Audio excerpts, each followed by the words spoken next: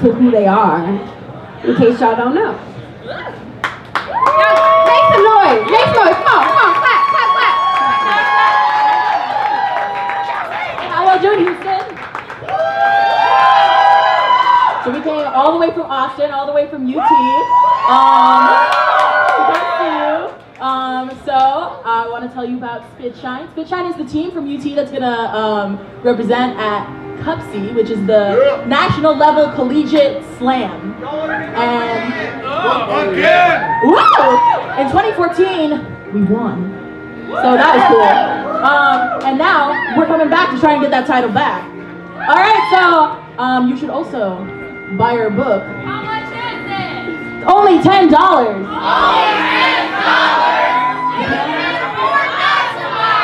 All right, it's called And Finally, and now welcome up the Spitshine team.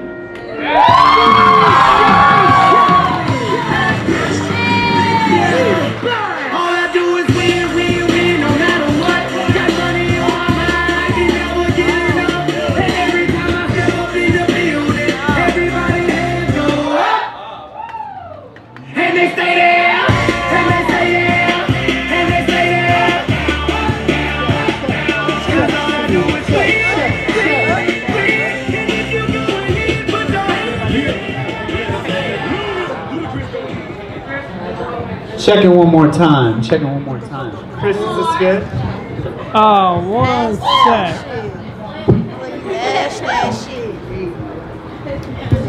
While they're getting that ready, this is Essential Prayers for the American Muslim. I am Light of Return, and this is Mahru Khan. Where's Spitshine? Oh wow, music.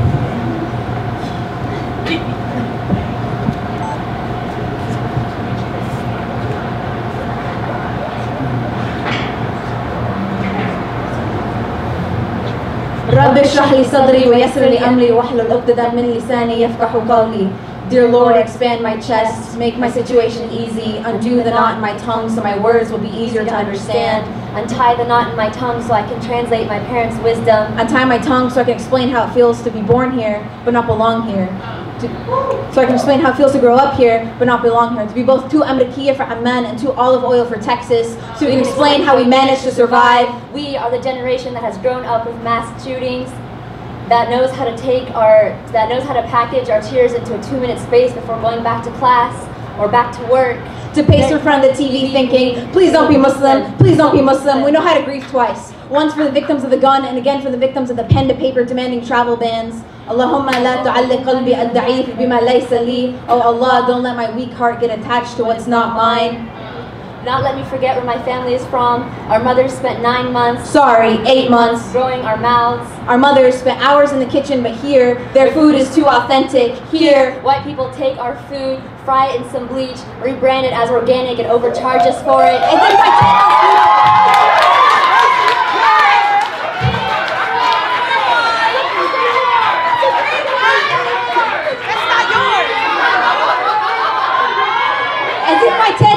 nights rolling water ainab until 3 a.m. wasn't organic enough for them. As if my Amma's chicken tikka and pulao wasn't good enough for them. And what the hell is chocolate hummus?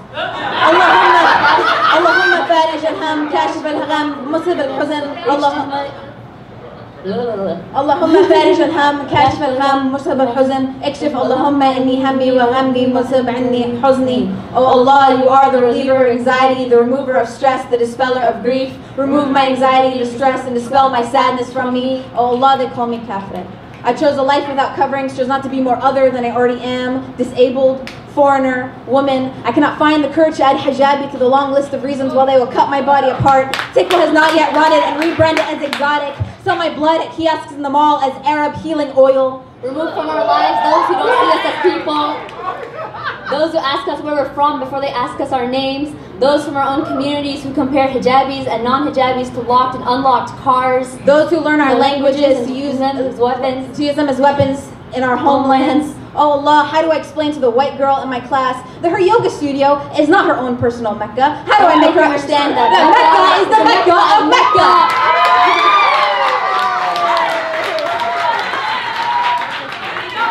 Allah subhanahu wa ta'ala, every time I hear a white person speak Urdu, Arabi, Farsi, Pashto, I think I'm home. until I taste the blood in my mouth. I just want to pretend that I'm home where these sounds aren't foreign words, but just your average background noise lulling me to sleep.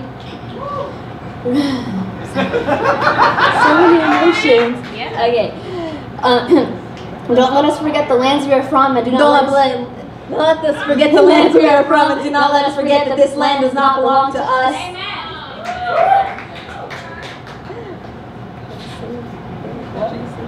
Oh, that's true. Sorry, there's so many emotions. I'm sorry. The reaction is amazing. I'm so sorry. Please grant our families peace. Grant them a new home for everyone they have had to leave. Grant safe passage into Jannah for the victims of war in Pakistan, Somalia, Afghanistan, Iraq, Yemen, Palestine, Syria, and so many other places. Oh Allah, place in my heart light, place in my tongue light, place in my hearing light, place in my sight light, place behind me light, place before me light, place above me light, place under me light. Oh Allah, grant me light.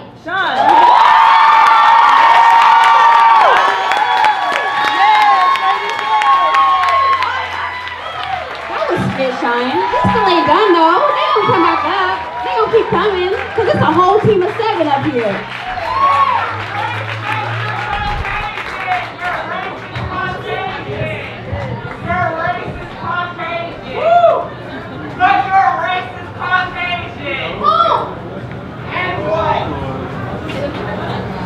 Racist Caucasian. Debate that. Thank you for showing my family love. Like, you guys are so beautiful. I feel like y'all are my family right now. Like, just thank you for all the love.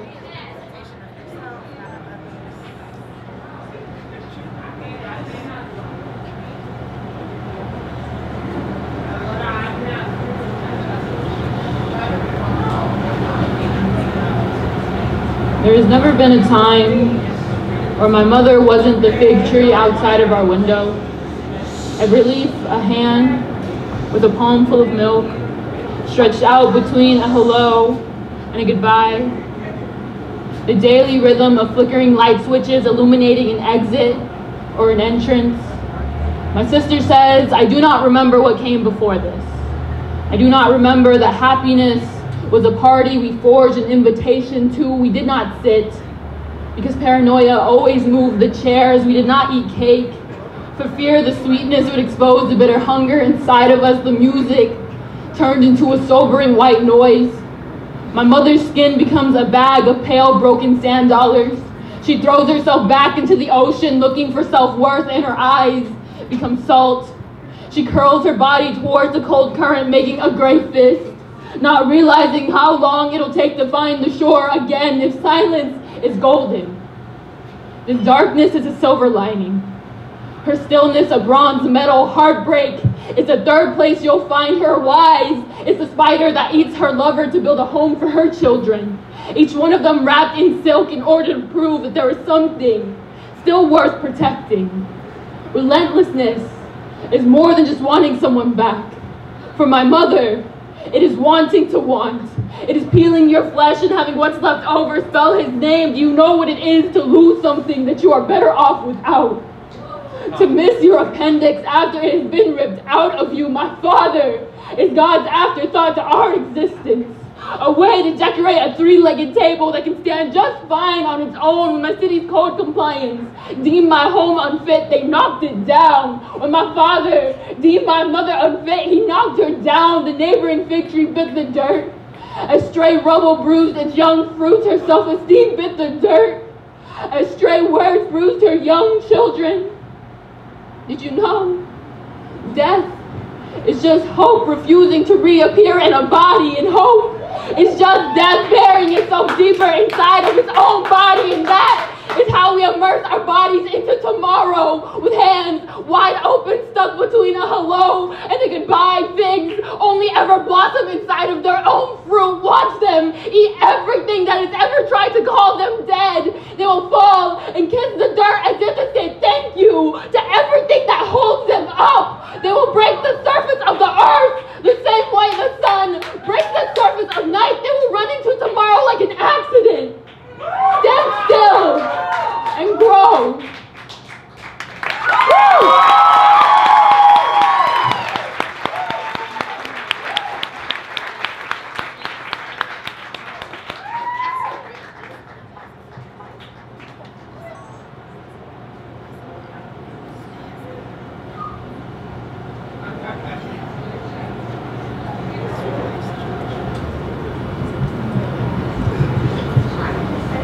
Hi, I'm Alyssa.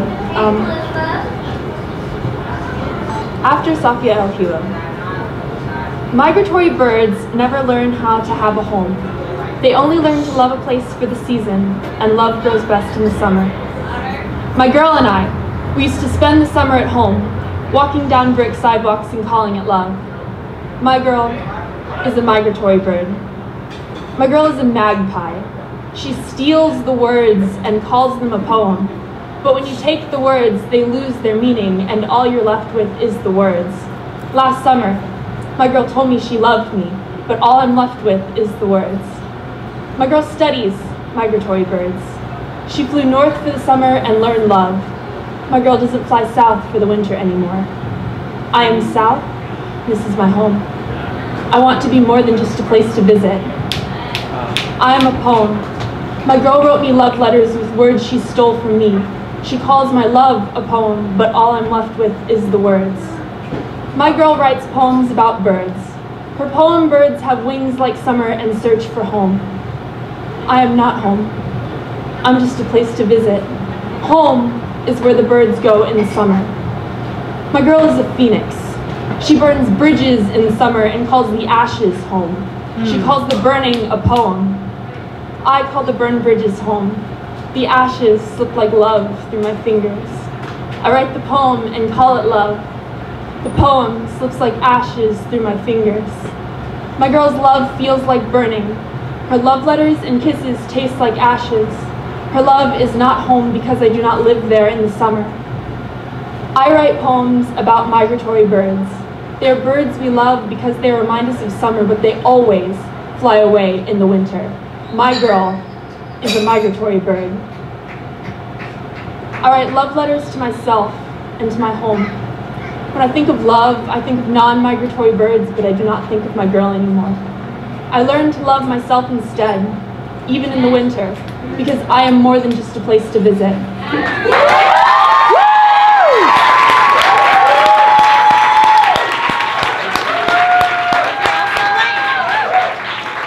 This is the awkward part of the feature where I interrupt them to ask y'all to give them money because we're going to Cupsy and they got shit to pay for because it's not cheap sending whole team anywhere for anything. And Lord knows we don't get paid what we worth in poetry. So I'm gonna pass around this tip jar. If you like what you've heard, if you heard something that resonated with you, if you just want to show them some love, put some money in the jar. We like the kind, we'll accept the kind that jingles, but we love the kind that folds.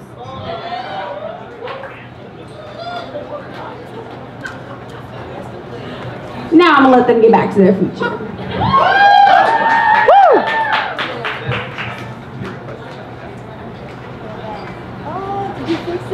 Half this team is like way taller than me. It's unfair because I'm like what, the second oldest, so disrespectful. Okay. On July 8, 2016, the country of Pakistan was plunged into mourning as it lost Abdul Sattar Eidi, its greatest philanthropist. On the day you died, my mother stood frozen, tears streaming down her face as she stared at the TV. My little brother asked her if she was sad. She nodded slowly, lost for words. Sadla said, "I'll give you a hug," and threw his arms around her. This only made her cry harder. I think his gesture reminded her of your kindness, and that reminded her that you were dead, for real this time. In the months before your passing, several false reports came out claiming you had already died. It was as though Pakistan was running drills, trying to prepare for your absence, for the gap you would leave behind. Inna lillahi wa inna ilayhi raji'un. There's a reason the prayer we recite when someone dies is the same prayer we recite when we've lost something. No other organization can do what yours did. Foreign NGOs hold people up just high enough to keep them from drowning. Then they go and put lifeguard on their resume. The Eidi Foundation runs the world's largest volunteer ambulance network. Eidi teaches Pakistanis to swim. What's that saying about teaching someone to fish? What's that favorite Western saying? You know how it goes. Insert brown person is the insert race or ethnicity version of insert famous white person. Here's my least favorite. Eidi is the Pakistani Mother Teresa. Abdul Sattar Eidi is the Eidi of Pakistan, and you are the people who detained him at the airport at every turn. Don't touch what isn't yours, what can never be conceived in the West, with its culture of showering people with gifts, awards, tax breaks, parties, for doing acts of basic human decency, a culture that has to bribe people to do good with the promise of eternal life as a building or a memorial. Eidi lived and died for his people. This isn't a metaphor. In his last moments, he donated his eyes, his only viable organ. This isn't a metaphor either. What an afterthought eternal life is when you have taught the world how to live.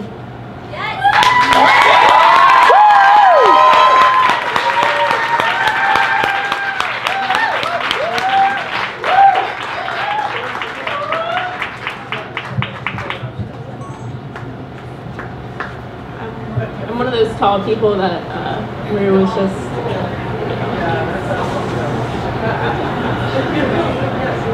my name is Sarah.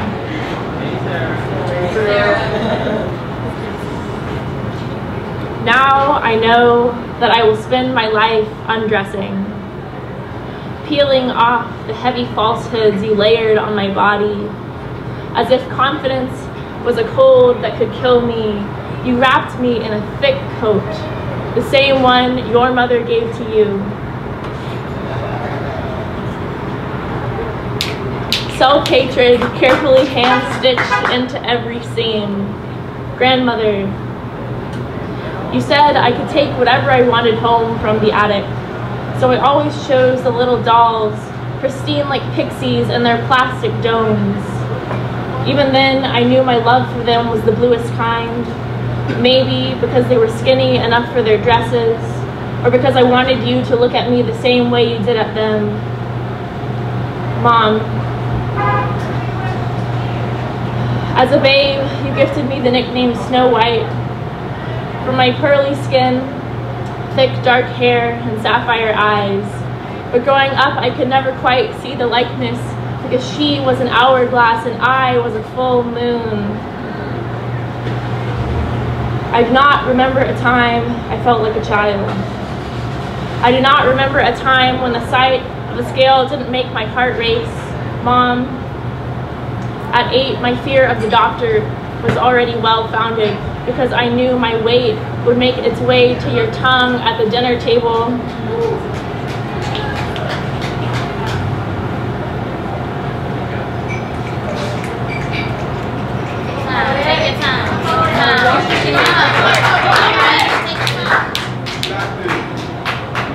I knew my weight would make its way to your tongue at the dinner table, and I would watch you butcher and dine on my heart, fillet and serve my self-worth as the weekly special. At 10, you handed me paintbrushes. At 10, you handed me razors like they were paintbrushes. And I thought, maybe if I'm hairless, someone will want to illustrate me and hang me in a museum. At 13, I wanted to wear makeup. And you watched me try to saturate the arid landscape of my skin. I wanted to believe bumps and scars were only mirages, but the rain finally came when I left the house with a bare face.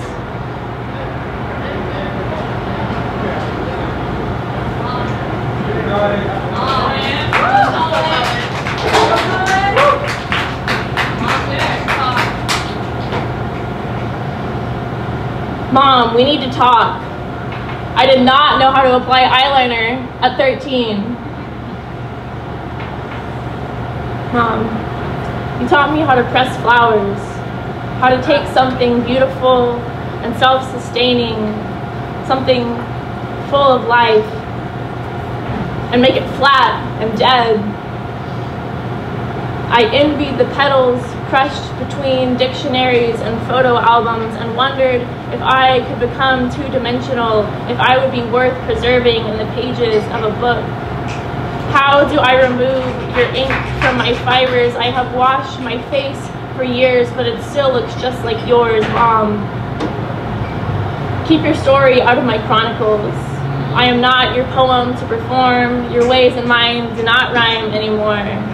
Mom, I know this shameful coat was not the heirloom you wanted when you were young, but I wish you would have folded it into a box in the attic sooner, instead of leaving that task up to me.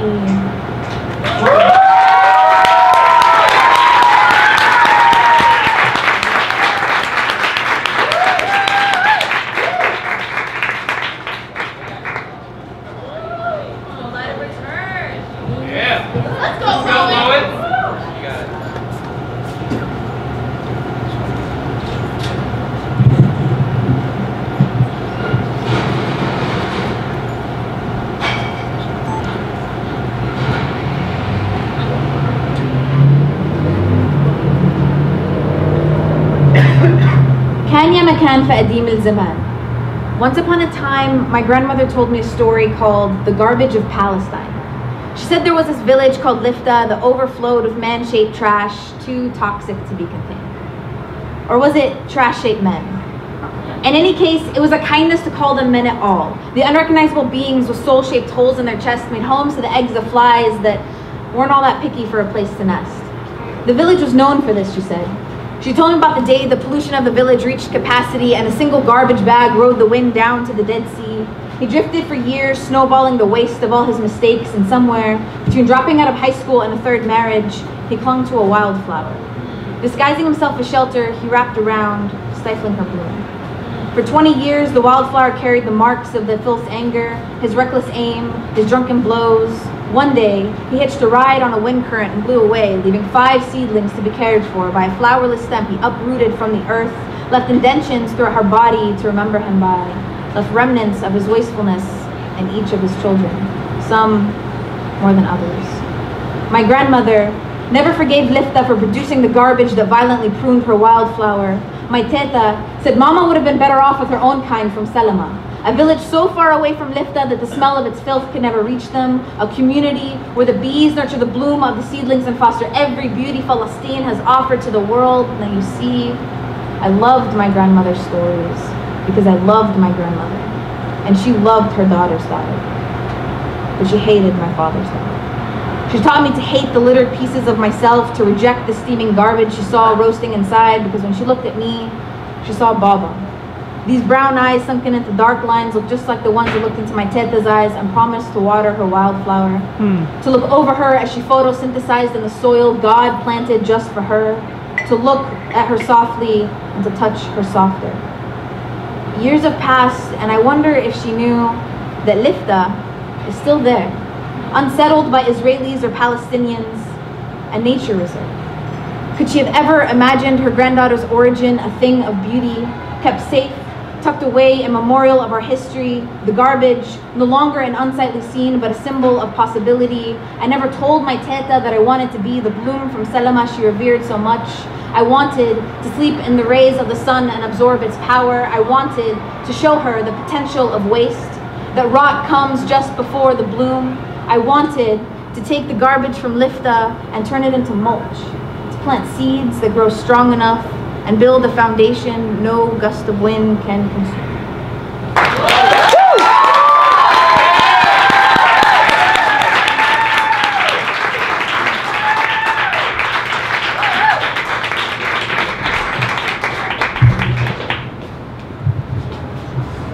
When I say love, say yourself. Love! Yourself! Love! Yourself! Say love, love, say love, love. When I say love, say myself. Love! Myself! Love! Myself! I love you guys. Are we good?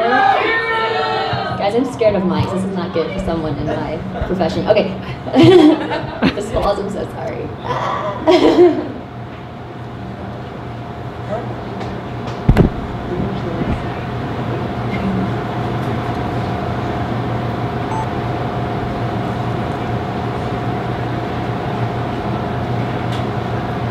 If you could have any superpower, what would it be? When I was younger, I wanted to move things with my mind, like Raven from Teen Titans. I wanted to make the Swiffer Sweeper commercial stop after buying the Swiffer Sweeper. I wanted to be a genius, so unbelievably smart is considered a superpower. Someone who remembers everything they've ever seen or heard. I want to make all my sister's toys that broke disappear, or ability to make everything taste like chicken nuggets. I don't know if this is a superpower, but I also wanted to own a dragon and have it psychically connected to me, like an Aragon or Avatar or whatever. I wanted to ride my bike past the end of the block without falling off the edge of the universe, or ability to stay out after the street lights came on. We wanted to make our shadows alive because none of the other kids wanted to play with the brown girls. If you could have any superpower, what would it be? Maybe I don't need one, not because I'm too cool, but because people keep asking me, what are you? If my body wasn't a good enough answer, because they want my words too. They keep staring at my family when we don't speak English. They stare at us like they've never seen anything like us before. They tell me, you are what you eat. Say ketchup is too hot. Can't handle all this sauce. Call it spicy. Call it angry. Call it magic. Call it too much and lock it up in the cupboard. I watch my cousin eat red chilies like they are candy, and that is a superpower. I scrape my knee and my mom heals it with sana sana colita de rana, and that is a superpower. We watch our families turn every brick wall into a stepping stone launching us forward, and that is a superpower. If you could have any superpower, what would it be? Maybe I already have one, and airport security keeps scanning my clothes, doing chemical tests on my hands, and forcing me to take off my hijab so they can find it. Airport security combs through my hair with their gloved hands as though I'm dirty. They force my family out of the car. My soul slips from my body as it melts into the humming of machines that'll tell us what we already know. Border Patrol claims they are checking our car for strange fruit and pig meat. Brown bodies become the contraband grapes my ancestors picked. Their uniforms get hungry. I wish they would have stopped the orange that dripped into America, into the White House. If you could have any superpower, what would it be? Maybe the ability to transform one kind of paper into another. We are measured in paper here. Green is the new flesh. My father worked at all strange hours in the hospital to keep the paper that would let him stay here. My mother literally paid in blood, sweat, and tears for her domestic violence green card. If we don't kill ourselves working, then we are working on dying. How many times have we rewatched this foreign alien narrative? How many times has this predictable scene still felt this real? But our bodies don't ever make it to the silver screen. They get tossed like brown coins into the American dream. This country has never found worth in alien lives except at box offices. If you could have any superpower, what would it be? Shape-shifting, chameleon, invisibility, white, not alien, normal, whatever it takes to be seen as human.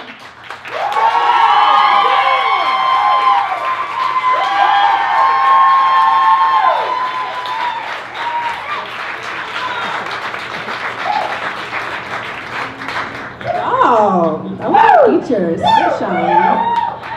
Woo! We're at the end of the show. They got books. They have a tip jar if you forgot to give them money.